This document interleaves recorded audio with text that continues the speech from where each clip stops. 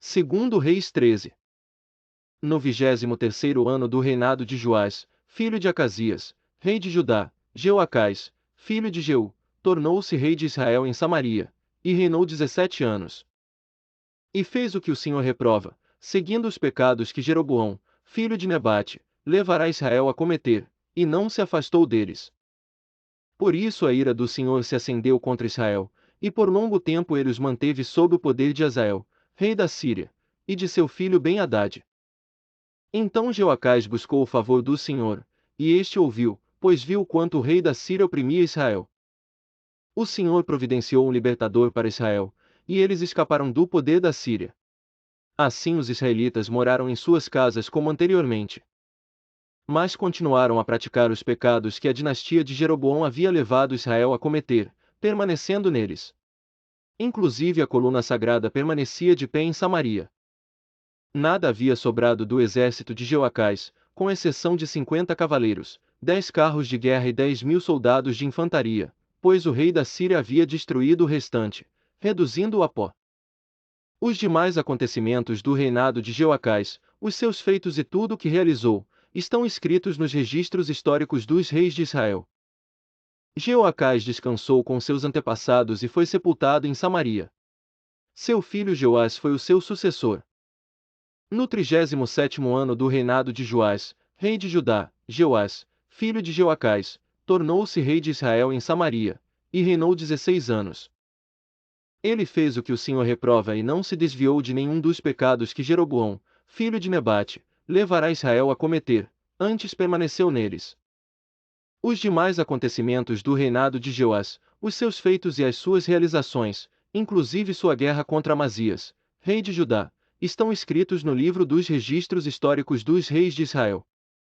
Jeoás descansou com seus antepassados, e Jeroboão o sucedeu no trono. Jeoás foi sepultado com os reis de Israel, em Samaria. Ora, Eliseu estava sofrendo da doença da qual morreria. Então Jeoás, rei de Israel, foi visitá-lo e, curvado sobre ele, chorou gritando: Meu pai! Meu pai! Tu és como os carros e os cavaleiros de Israel. E Eliseu lhe disse: Traga um arco e algumas flechas, e ele assim fez.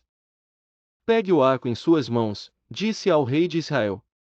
Quando pegou, Eliseu pôs suas mãos sobre as mãos do rei. E lhe disse para abrir a janela que dava para o leste e atirar. O rei o fez, então Eliseu declarou: Esta é a flecha da vitória do Senhor, a flecha da vitória sobre a Síria. Você destruirá totalmente os arameus, em Afeque. Em seguida Eliseu mandou o rei pegar as flechas e golpear o chão. Ele golpeou o chão 3 vezes e parou. O homem de Deus ficou irado com ele e disse: Você deveria ter golpeado o chão 5 ou 6 vezes, então iria derrotar a Síria e a destruiria completamente. Mas agora você a derrotará somente 3 vezes.